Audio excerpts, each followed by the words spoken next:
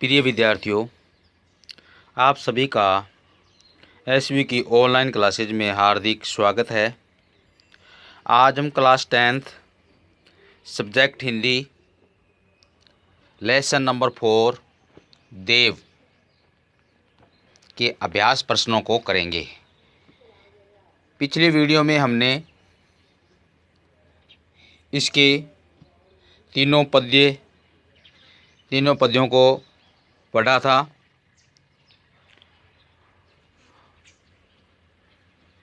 और आज हम इसके अभ्यास प्रश्न कर रहे हैं।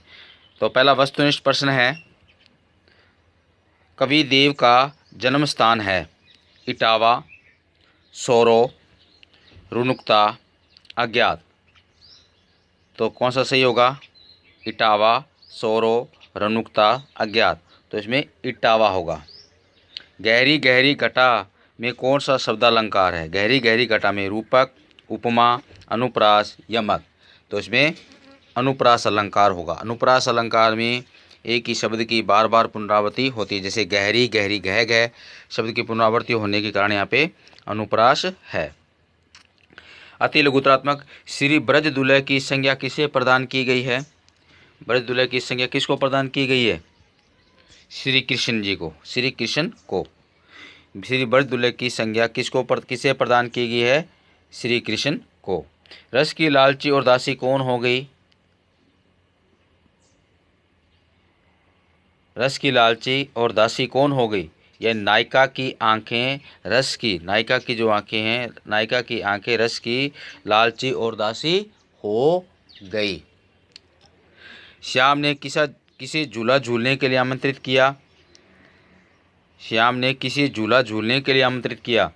श्याम ने किसी गोपी या नायिका को झूला झूलने के लिए आमंत्रित किया। किसी गोपी या नायिका को झूला झूलने के लिए आमंत्रित किया।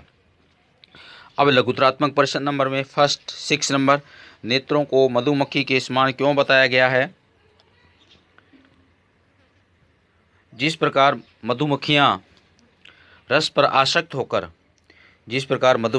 पर आसक्त होकर मधु में डूब जाती है, उनके पंख मधु मतलब अर्थात शहद में डूब जाते हैं, जिसके कारण वे उसे बाहर नहीं निकल पाती। उसी प्रकार गोपी या नायिका की आंखें प्रियतम कृष्ण की रूप माधुर्य में डूब जाती है।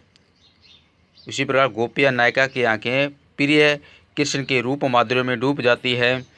फिर कोशिश करने पर भी वह वहाँ से नहीं निकल पाती है। इस तरह की समान दशा को लेकर कवि देव ने नेत्रों को मधुमक्खी के समान बताया है। क्योंकि जिस प्रकार कोई भी रस के लालच या मीठे पर मक्खियाँ आती हैं, उसी प्रकार रस के लालच पर आसक्त होकर मधु यानी शहद में डूब जाती है। और जैसे डूब जाती है तो उनके पंख भी मधु में यानी शहद में डूब जाने के कारण वे उसे बाहर नहीं निकल पाती है।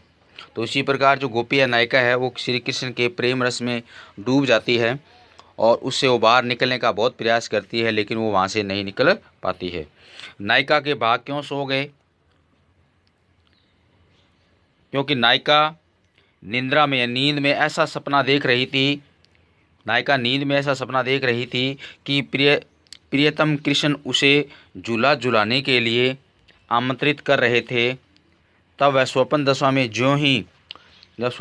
यानी सोते सोते स्वप्न देख रही थी।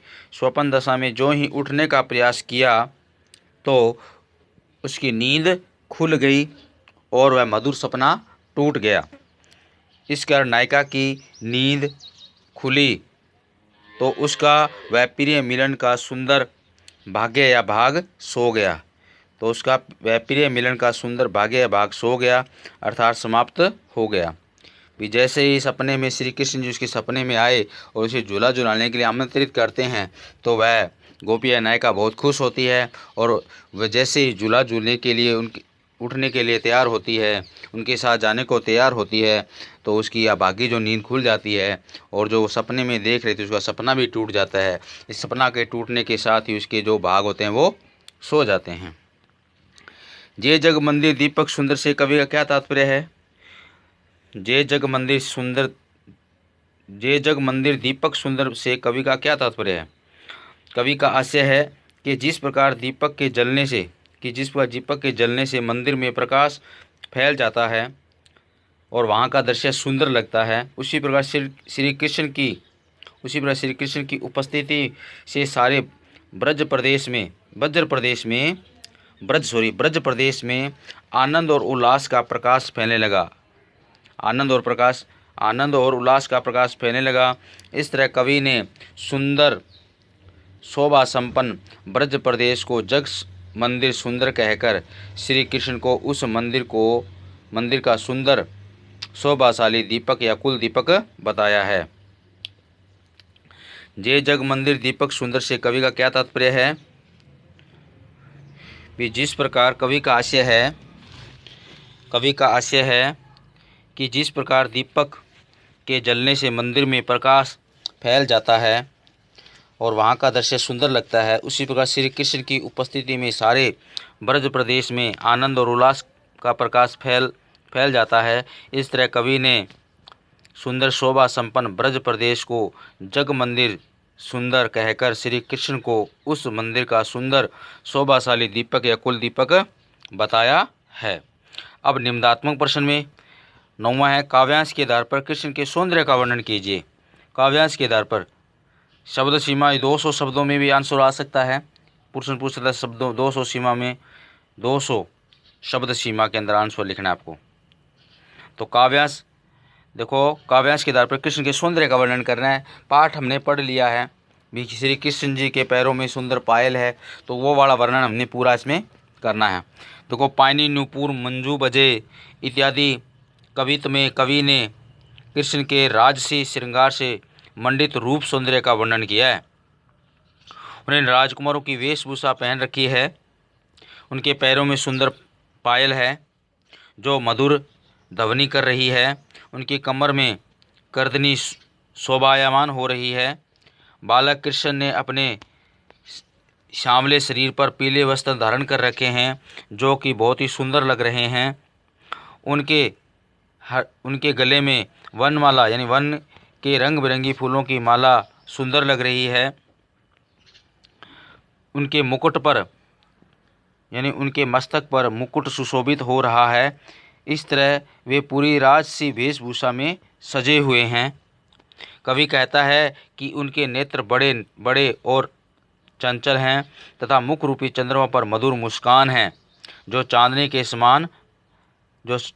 समान पवित्र लग रही है। इस प्रकार श्री कृष्ण का रूप सौंदर्य सभी तरह से उत्कृष्ट है। वे वज्र भूमि के कुल दीपक हैं तथा उनके शरीर को दिव्य कांति से सारा वज्र प्रदेश आनंद और उल्लास से आलोकित हो रहा है। काव्यांश में कवि ने श्री कृष्ण के किशोरावस्था से पूर्व का सौंदर्य निरूपित किया है तथा उन्हें वज्रभूमि का दूल्हा बताया है, अर्थात वे सजे धजे दूल्हे के समान बहुत सुंदर लगते हैं तथा उनके इस सौंदर्य पर सभी मोहित हो जाते हैं। अब है क्वेश्चन नंबर 10, पठितांश के आधार पर देव की काव्यगत विशेषताओं पर प्रकाश डालिए। अब है पाठ्यांश, देव रीतिकालीन रीतिबद्ध काव्यांशों के कवि आचार्य माने जाते हैं और इन्हें अनेक आश्रयदाताओं के पास रहना पड़ा है। इस कारण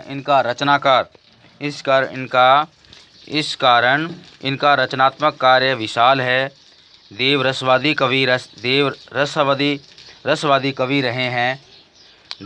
कवि रहे हैं। इसी से इन्होंने नायिका के सौंदर्य, प्रेम और श्रृंगार का चित्रण किया है।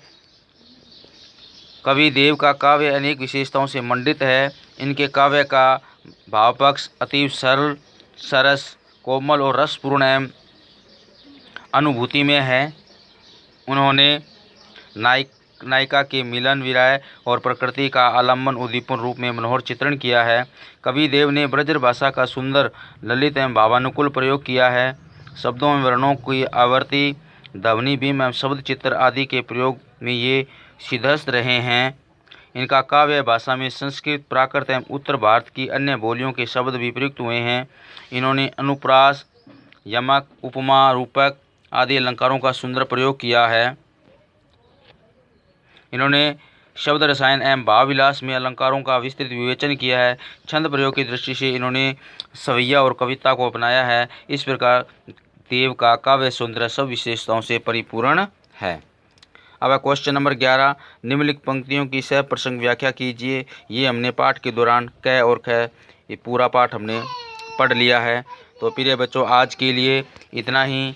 इस पाठ के हमने 10 क्वेश्चन आंसर कर लिए हैं। आज के लिए बच्चों इतना ही। धन्यवाद। जय हिंद, जय भारत।